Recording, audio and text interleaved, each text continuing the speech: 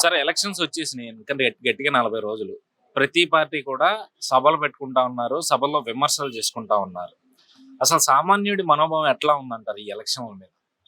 సామాన్యుడి మనోభావం ఎలా ఉందంటే, ప్రజా అభిప్రాయం ఎట్లా ఉంటుందంటే, ప్రభుత్వం చేసిన పనుల మీద ప్రజల అభిప్రాయం ఉంటుంది. ప్రస్తుతం ప్రభుత్వం చేసే పనులు, సామాజిక కార్యక్రమాలు, సంక్షేమ పథకాల మీద వాళ్ళకి అనుకూలంగా ఉంది కాబట్టి ప్రజల అభిప్రాయం జగన్ గారికి అవకాశం ఎక్కువ ఉంటుంది ఇప్పుడున్న కండిషన్లో. కానీ అభివృద్ధి చెందిన మేధావులు కానివ్వండి, సమాజంలో ఉద్యోగులు కానివ్వండి, మాకు అభివృద్ధి జరగట్లేదు అనేది ఒక ఆలోచనతో ముందుకెళ్తున్నారు. ప్రతిపక్షాల వాళ్ళు కానీ అభివృద్ధి రోజు రోజు జరుగుతుంది కదా సార్.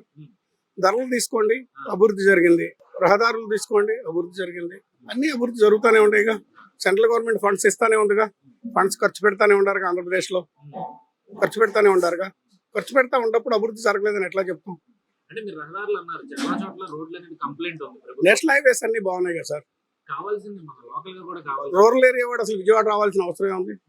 వ్యవసాయం ఉంది, విజయవాడలో పని ఉంది వాళ్ళకి. విజయవాడలో సుమారుగా 10 లక్షల జనాభా ఉన్నారు సార్. ఎంతమంది పనిచేస్తున్నారు, ఎంతమంది ఐడియల్గా ఉన్నారు? వాళ్ళు విజయవాడలో ఉండాల్సిన అవసరం ఏంటి? వాళ్ళు రూరల్ ఏరియాకి ఎందుకు షిఫ్ట్ చేయరు గవర్నమెంట్? రూరల్ ఏరియాకి వెళ్ళిపోతే వ్యవసాయం డెవలప్ అవుతుందిగా. రూరల్ ఏరియా ఎందుకు చేసి పంపించరు? ఇక్కడ ఐడియల్గా ఉండాలని విజయవాడలో ఎందుకు కట్టి పెడతారు? అవసరం ఏంటి? ఇక్కడ ఖాళీగా ఉన్న స్థలాలు ఉన్నాయి. కానూరు ఉంది, ఇక్కడే ఖాళీ స్థలాలు. ఏదో టీచర్స్ కాలనీ అని 20 సంవత్సరాల నాడు 25 సంవత్సరాల నాడు వేశారు. వాళ్ళకి ఖాళీ స్థలాలు అట్లాగే ఉన్నాయి. ఏంటి దానివల్ల ఉపయోగం? వ్యవసాయం లేదు, ఇళ్ళు లేవు. ఎందుకు పెట్టారు అట్లా? వీళ్ళు పంపించేయాలిగా, ఇక్కడికి రానివ్వకూడదుగా. రిటైర్ అయిన ఎంప్లాయీని వాడి ఊరు ఎక్కడైతే ఉందో అక్కడికి వెళ్ళిపోమని గవర్నమెంట్ ఎందుకని చెప్పదు? 2, ప్రతి వాడికి ఓటేస్తేనే కానీ నీ ఫెసిలిటీస్ ఇస్తామని ఎందుకు చెప్పదు? చెప్పాలిగా. నీకు ఓటేస్తేనే నీకు ఐడెంటిఫికేషన్, నీకు ఓటేస్తేనే బ్యాంక్ అకౌంట్, ఆధార్ కార్డు లేకపోతే అన్నీ లేవని చెబుతున్నారుగా.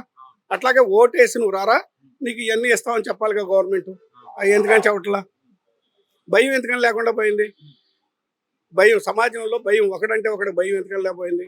లా అండ్ ఆర్డర్ అంటే ఎందుకు భయం లేకుండా పోయింది? ఇవన్నీ లేకపోవడం వల్లనేగా. అవన్నీ క్రియేట్ చేయాలంటే జగన్ గారు లాంటి నాయకుడు ఉండాలి. సింగిల్ డెసిషన్ అంతే. అందరిని భయపెట్టాడుగా. మీరు ఒక లారీ ఆపలేరు, ఇసుక లారీలు 100 వెళ్తున్నాయి.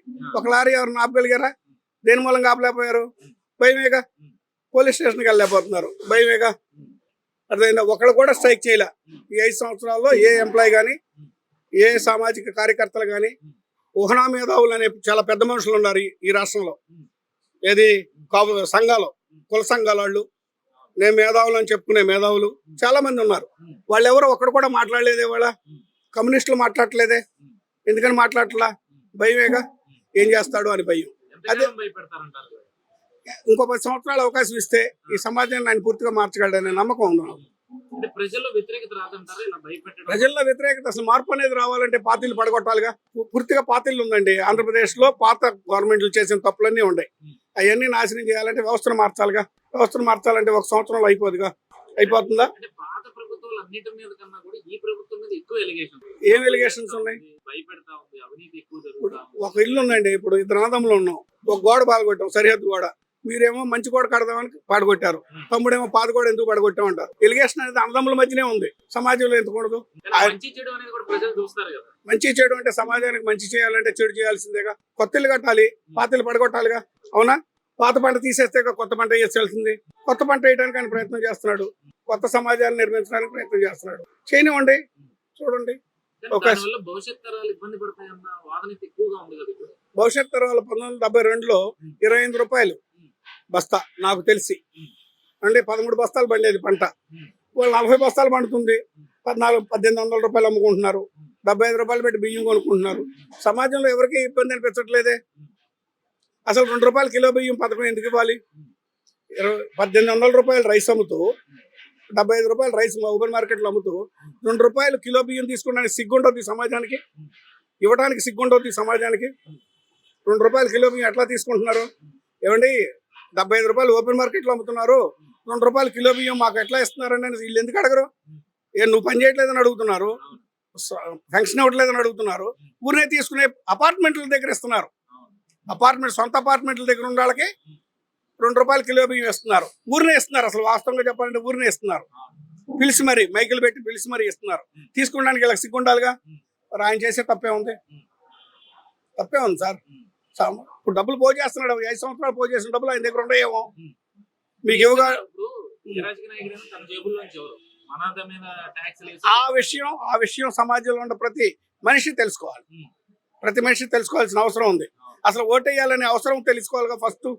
వీడికి హక్కు, మాట్లాడే హక్కు ఉండాలంటే వీడికి ఓటేసే హక్కు ఉంది. ముందు ఓటేసి రావాలిగా మాట్లాడాలంటే. మాట్లాడాలా? మాట్లాడకుండా ఓటేయకుండా ప్రతాడు నేను ఇంట్లో పడుకుంటాను. సమాజం మాత్రం మారాలి. నా జేబులో డబ్బులు నా జేబులోనే ఉండాలి, పక్కనాటి జేబులో మాత్రం డబ్బులు ఖర్చు పెట్టాలి. ఎంతవరకు కరెక్టు? ఈ సమాజంలో ప్రతి మనిషి, ప్రతి వాడు, ప్రతి సమాజంలో విజయవాడ తీసుకున్నాం సపోజ్, కెనాల్స్ ఉన్నాయి, కెనాల్స్ పక్కన ఇళ్ళు ఉన్నాయి. దానిలో ఉన్న సివరేజ్ అంతా ఎక్కడికి వెళ్తుంది అనేది ఏ రాజకీయ నాయకుడు కానీ, నేను 8 లక్షల జనాభాలో నేను కానీ ఆలోచించట్లేదుగా. వీటికి మొత్తం డ్రైనేజ్ పైప్ లైన్ వేస్తే పంట కాలంలోకో సముద్రంలోకి వెళ్తుందిగా. ఒకడన్నా ఇరిగేషన్ చేశాడా?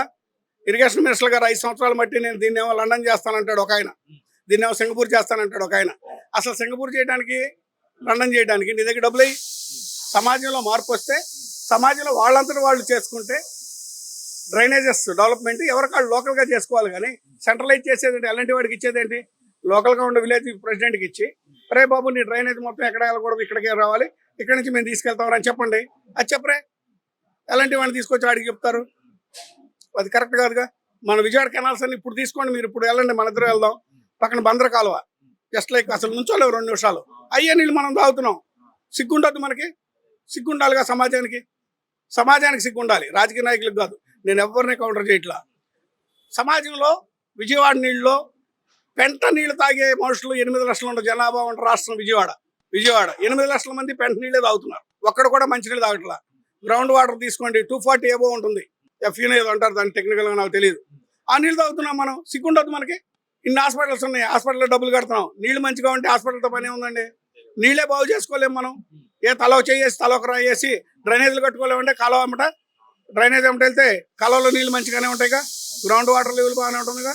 ఒకటన్నా ఆలోచన ఉందండి? పార్టీలు కొట్టుకు చావటం, సమాజాన్ని సేవ చేసేది ఎవరండి?